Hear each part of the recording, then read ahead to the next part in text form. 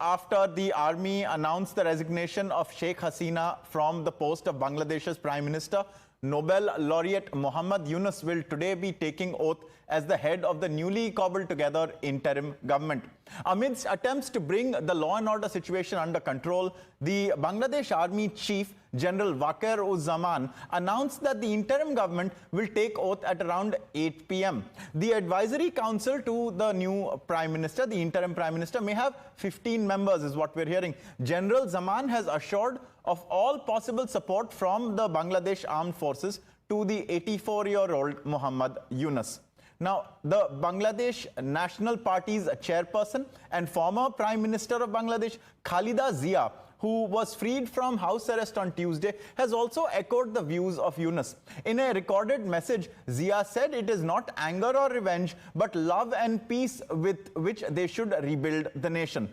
Yunus, whose name was first proposed for the top job by the coordinators of the students' movement, congratulated the brave students who took the lead in making what he said was our second victory day possible, and appealed to all students, political parties and non-political people to stay calm. Yunus is a renowned economist and is credited with pioneering microfinance. He's tussled with the Hasina government before, but was a supporter of the Bangladesh liberation and also a supporter of Hasina's father, Sheikh Mujibur Rahman. Under the Hasina regime, however, he was persecuted and was even convicted and sentenced to jail. And now, as he takes over the reins of a crisis-ridden country, all eyes are on him to restore normalcy. We also, viewers, at this point have Pradeep Datta joining us.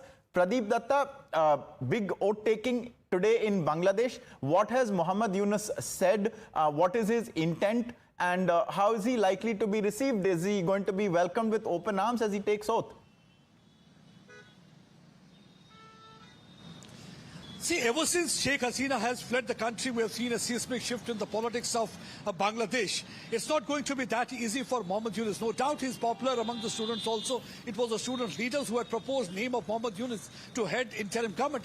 That is one of the reasons that army had no other option but to suggest that Muhammad Yunus should take over the reins of the country in his hand, though they call it an advisory council. But it's going to be a crown of thorns. It's not going to be easy because biggest challenge right now is whether he will be able to keep all those Islamist radical elements at bay, because we have seen during the last few days it was no more a protest for quota or reservation. We have seen that how this student agitation was hijacked by Islamist radical elements like Islamic Chhatra Shibra. That is basically a student wing of Jamaat-e-Islami that's funded by Pakistan's spy agency Inter-Service Intelligence. And it has taken a communal color. Hindus are being targeted, temples are being targeted, many of their homes have been targeted. We saw even the folk singer's residence that was 140-year-old along with 3,000 musical instruments. They were also set ablaze by the mob. So it's more of a mobocracy. Whether he's going to once again change scenario from mobocracy to democracy, it is not going to be easy journey for him.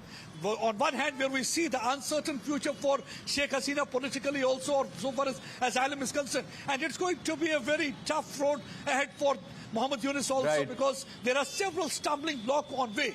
When you're out of government, it's totally different. But once you become part of the system, it's totally different. It's not going to be that easy. But only time will tell to what extent he will be able to restore democracy. Because it's really very important to have a democracy. But if the Islamist radical elements will continue to call short, then it's going to be problematic, not only for Bangladesh, but also other countries in the neighborhood, especially India. That's the biggest concern right now for the government here in India.